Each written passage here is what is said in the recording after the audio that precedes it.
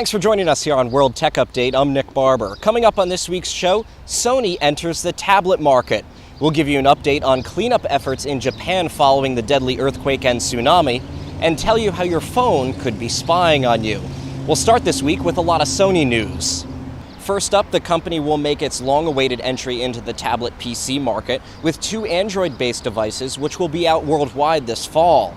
The S1, the larger of the two tablets, has a 9.4-inch screen and is shaped like a wedge, which Sony says makes it easier to hold. The S2 is a folding device with dual 5.5-inch screens. Both devices will run Android 3.0 or Honeycomb and are based on NVIDIA's Tegra 2 processor and have front and rear cameras. Sony's built an infrared transmitter into the S1 so it can be used to control gadgets around the house, such as a television or Blu-ray disc player. On the S2, the dual screens can be used for gaming, and it's also PlayStation certified. An exact launch schedule hasn't been announced, but we'll keep you posted. Gamers are noticing a big problem with the PlayStation Network this week. It's been down for days, and up to 75 million users' personal information, including possibly credit cards, may have been compromised. Sony's hired a security firm to conduct a full and complete investigation of what appears to be an external intrusion. Sony is urging customers to be on the lookout for suspicious email, telephone, and postal scams, saying that Sony would never contact customers asking for credit card numbers, social security numbers, or other identity information. It also recommends that once the service comes back online in about a week, that users change their logins and passwords, which were also stolen. In more gaming news, Nintendo's announced that it's planning a follow-up for its popular Wii game console. Codenamed Project Cafe, it will launch in 2012, but will be shown in playable form for the first time at the E3 Game Conference in June. We'll be there, so you want to stay tuned for that. If you're carrying an iPhone or an Android device like me, then there's a chance it knows where you've been, even if you've turned off location-based services.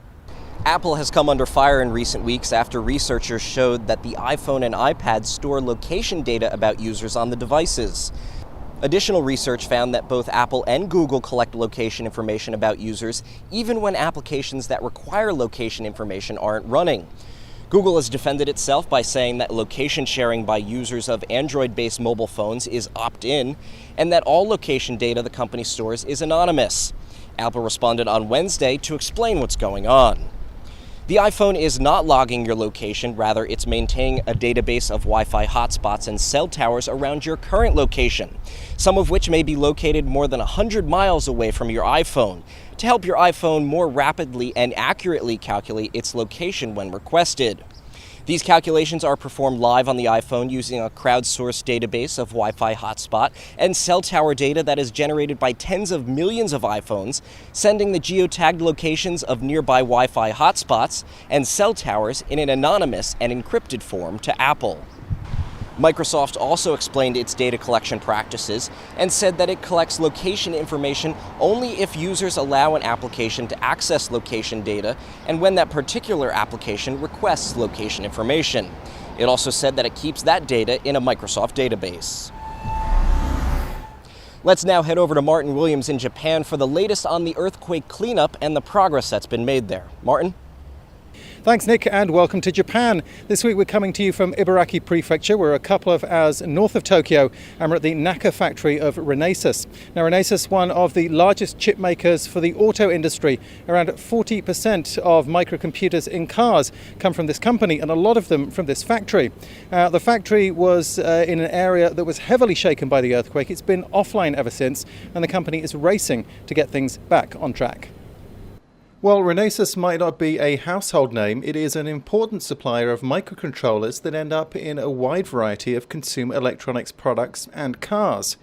The problems at this factory have directly affected gadget and car production worldwide.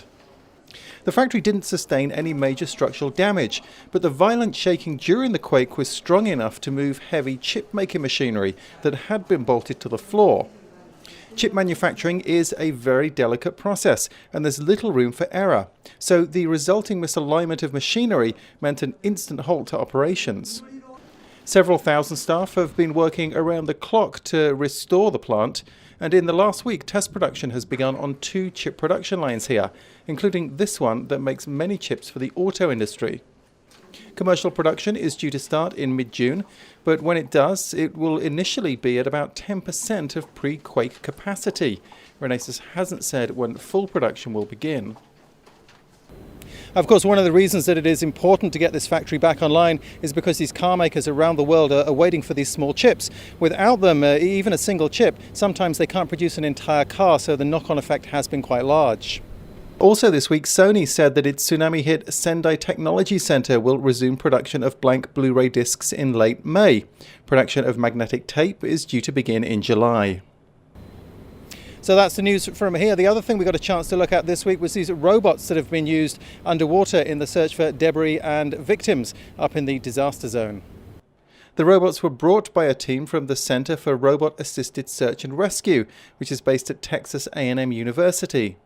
In Rikuzen-Takata, one of the hardest hit towns, a SAR-bot was used to search for victims. It was used in areas where it's too dangerous to send divers because of the risk they could get caught up in debris. This video is from under the floating roof of a house. The robot can look up and see what's stuck under the dangerous wooden structure. And here the robot is checking out a submerged car. They also used a Seymour robot with sonar to check the seabed and make sure there was no large debris that would endanger ships. To the team's surprise, they didn't find much underwater. During their 5-day mission, they also found no victims. All right, I think that team has gone home now, but there are some Japanese robots getting ready to take over and resume the search, and we're going to tell you about those next week. But for now, that's it from Japan. Nick, back to you in Boston. Thanks, Martin. We're looking forward to your report next week. The Nook Color, the tablet e-reader from Barnes & Noble, got a major update with an upgrade to Android 2.2, which includes a flash video player and access to a new app store. The company also announced a Nook developer program for building Nook apps. The 7-inch Wi-Fi tablet costs $250, which is about half the price of Apple's iPad, but the Nook has a ways to come before it can really compete. For example, the iPad has access to 65,000 apps, whereas the Nook only 125. Well, that's our show for this week. Thanks for joining us here on World Tech Update. As we head out, we'll leave you with some shots of Anime Boston that was in town last week. I'm Nick Barber, and for all of us here at the IDG News Service, thanks for watching. We hope to see you next week.